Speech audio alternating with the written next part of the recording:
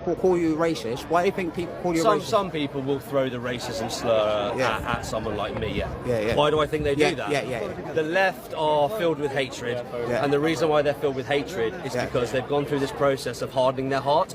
You see, you've got to understand, the left aren't God-fearing people. They don't believe in the life, passion, death, resurrection of our Lord and Saviour.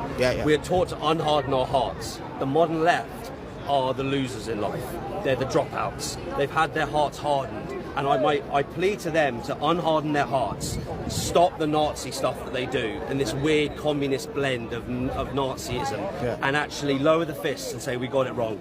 We got it so badly wrong. Because old Labour don't stand for what the left now do. This is progressivism on steroids.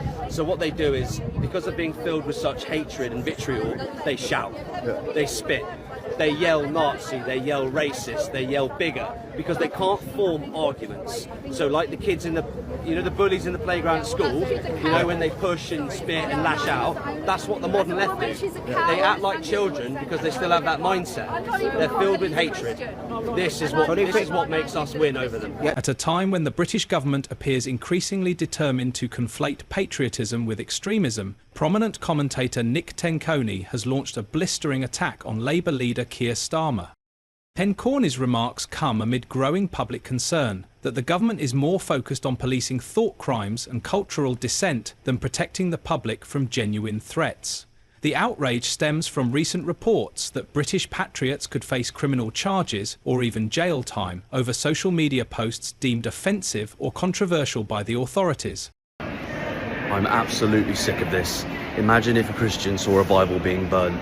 You'd have a strong word, you'd correct them, and you'd pray for them, because that is just odd. It's weird. But in Islam, you get to carry a knife, sprint to the scene, slash at the individual. How do you explain this mentality? How do you explain it to our children, to wider society? They believe that their God isn't powerful enough to judge the person committing their version of blasphemy, so they have to do it. They are knife-wielding maniacs when we refer to the Islamists in Britain.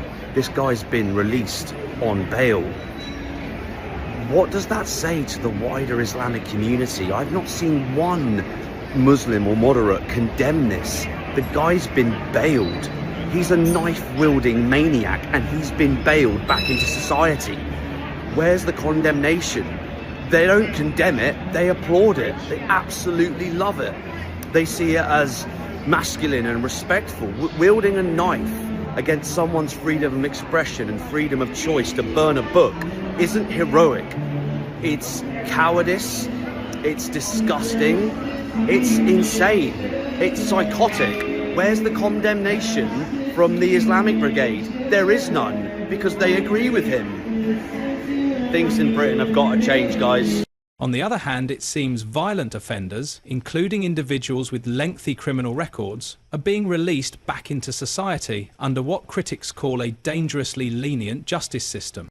Tenconi, speaking in his latest broadcast, accused Starmer of running a two-tier system of justice, one that lets real criminals walk free while dragging ordinary Brits through the courts for daring to speak their minds. He highlighted cases where individuals were questioned or arrested for posts criticising immigration policy, government overreach, or expressing discontent with the perceived erosion of traditional values.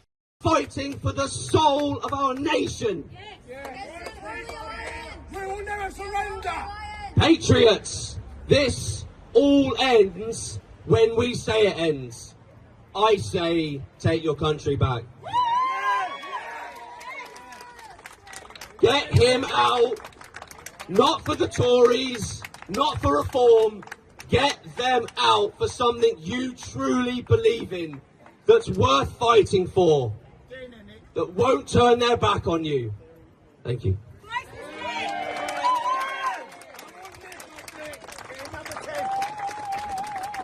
Thank you so much for watching and helping us expose the two-tier system in Britain. We can only keep fighting back against the communists due to the support of our members, so please consider supporting my mission and the vital work we do at UKIP by joining us as a member today. Thank you. This isn't about safety, Tenconi said. It's about control. When you prioritise jailing someone for having a different opinion from you while ignoring stabbings in the streets, your priorities are not only upside down, they're morally bankrupt. One of the most contentious elements of this evolving landscape is the push for parents to report their children for viewing so-called misogynistic content online. While the government frames this initiative as a safeguard against radicalisation, critics argue it smacks of Orwellian overreach. Justified anger, Julie Sweeney wrote something on Facebook. Words aren't the same as actions, patriots. She was given 15 months in prison.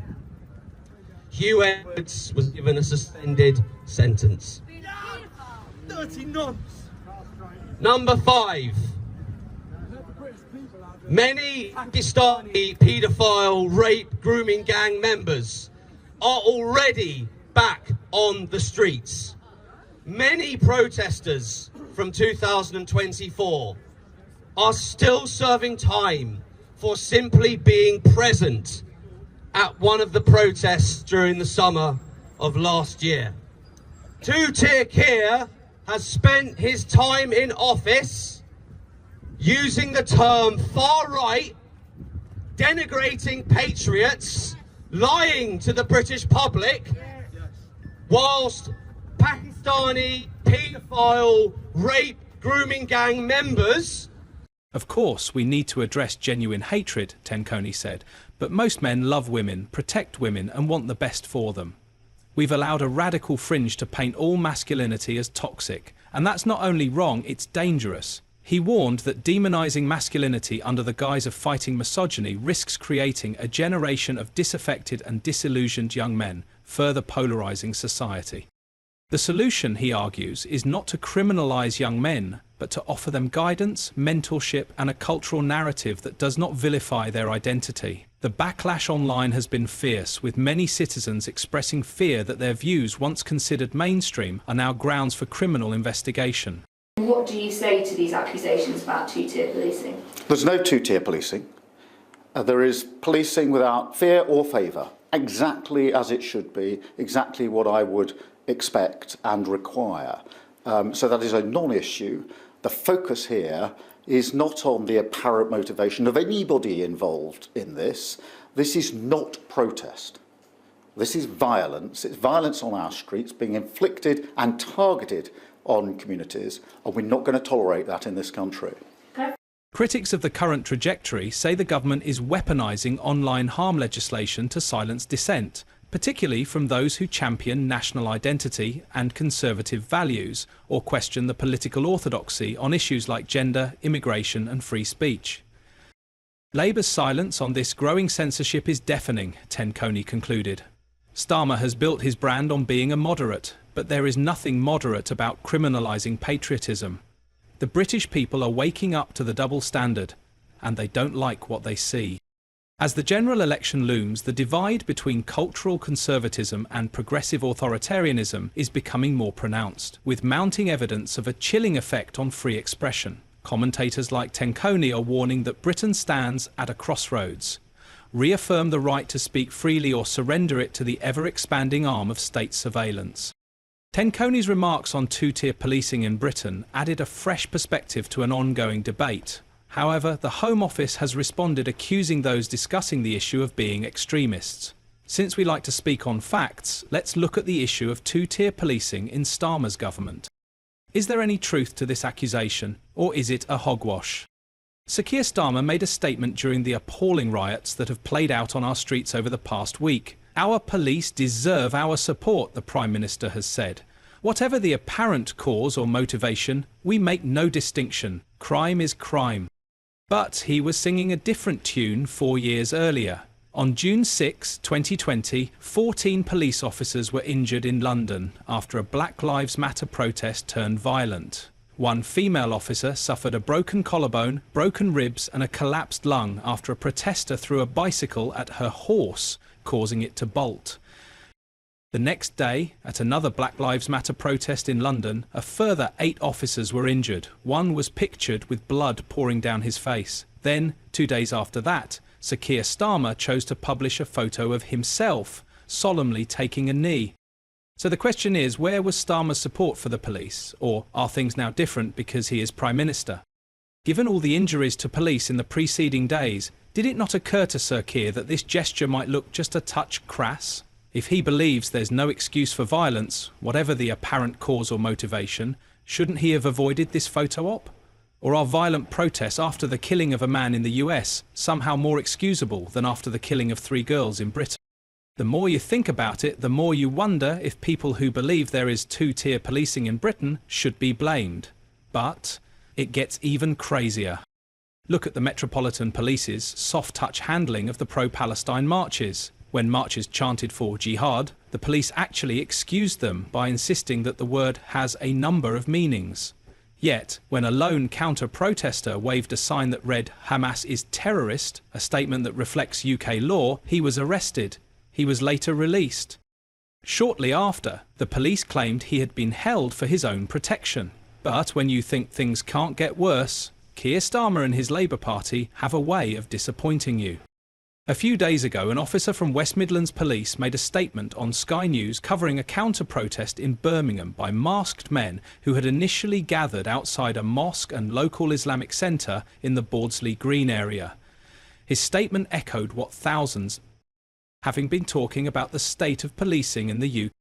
Their reporter asked the officer why there had been such a low-key police presence when an awful lot of people were armed with various weapons, including a man wearing a balaclava and clutching a knife. He explained the police had had conversations beforehand with community leaders to understand the style of policing we needed to deliver, and our policing response had been commensurate with that. The officer added that the communities were trying to make sure that the counter-protest was policed within themselves as well. I am sorry, what? Do all communities have community leaders who are invited to set out the style of policing they wish to receive? Who is my community leader? And are all communities entitled to police within themselves? Statements like that are bound to undermine faith in the way this policy works. The situation is even more disheartening when you hear some of the ways ordinary citizens have been arrested since the Labour government came into power. For instance, The Times reported the case of a couple in January. Maxie Allen and Rosalind Levine were arrested on January 29 after raising concerns in a private parents' WhatsApp group about the hiring process of their daughter's school. 6 uniformed officers arrived at their home, detained them in front of their youngest child and took them to a police station. The couple was questioned on suspicion of harassment, malicious communications and causing a nuisance on school property after the school alleged they had cast aspersions about the chair of governors. They were fingerprinted, searched and locked in a cell for 8 hours. It was hard to shake off the sense that I was living in a police state, Allen told the Daily Mail, adding that the messages contained no offensive language or threat, but were simply a bit sarcastic. Perhaps the case of Lucy Connolly is the biggest example of two-tier policing. On the same day as 3 young girls were fatally stabbed at a Taylor Swift-themed dance class in Southport, Merseyside by 17-year-old Axel Rudakubana, she made a post on X. Mass deportation now. Set fire to all the effing hotels full of the bastards for all I care. If that makes me racist, so be it. A few days later, she was arrested. She was later sentenced to 31 months in prison. I am not, before people jump up and down, condoning anything that Lucy Connolly wrote. But you telling me that hurty words mean 31 months in prison? And just to add this to the mix, Ben, Hugh Edwards and his friends are walking free, for Christ's sake, on our streets. Absolutely. And it's another example, again, of where this liberalism has gone wrong. In the pursuit of protecting the minorities in this country, we have had to pass ever more draconian laws on what you can and can't say, to the point where it's become absolutely ridiculous. We have non-crime hate incidents, and you can be questioned and arrested for something that actually they don't even define as a crime. But let's just look at what Lucy Connolly did. Lucy Connolly reacted to the brutal killing of 3 infants by an individual about whom we didn't know anything then, but we all knew the government was hiding the identity of this person. The government knew, Keir Starmer knew, Yvette Cooper knew, Merseyside police knew, and I'm just going to say something quite alarming, So brace yourselves. I know what you're going to say. I bet you if I had a little side bet with Ryan, I know what you're going to say, and I bet you I agree with you. Go on. Well, those 3 girls were stabbed. One of them was stabbed 122 times, and the man, Ruda Cabana, tried to take her head off. Another child was stabbed 85 times. And those were the 2. Can you just imagine stabbing someone 122 times? So Lucy Connolly was reacting to an absolutely abhorrent attack on, again, as I said, our civil society. And it was uncivilized of our government to allow our civil society to be put in that position. And she, in a moment of heatedness, wrote something aggressive on Twitter. Something that you and I might say in the privacy of our homes, but she put it on Twitter. And she took it down an hour later. Without any compunction, she took it down herself when she'd calmed down. It was a moment of anger. The severity of her sentence sparked an outcry among free speech advocates and prominent politicians, with ex-Home Secretary Suella Braverman branding the 31-month jail sentence imposed on the Northamptonshire childminder excessive, and claimed that she was the victim of a politicised 2-tier justice system. I think universities have become places where there's groupthink on particular issues, where you're unable to speak out if you're gender critical or whatever. You're not able to voice your full opinions. I think that has become a part of being part of the left-wing elite, and those people have become more powerful in government positions, even in senior corporate positions, but also in the media. And this is why the ideology is linked to which things people decide to pursue, what they believe, what they report. I mean, the Black Lives Matter riots and the George Floyd, the George Floyd incident was reported far more in the British press than the grooming scandals here.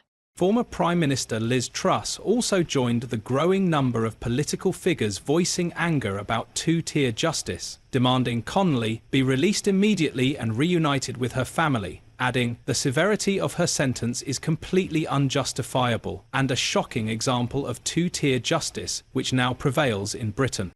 And if Starmer fails to convince the public that it isn't 2-tier, we'll be in even worse trouble than we are now." If you enjoyed this political discussion, like the video and subscribe to the channel for more fascinating political content.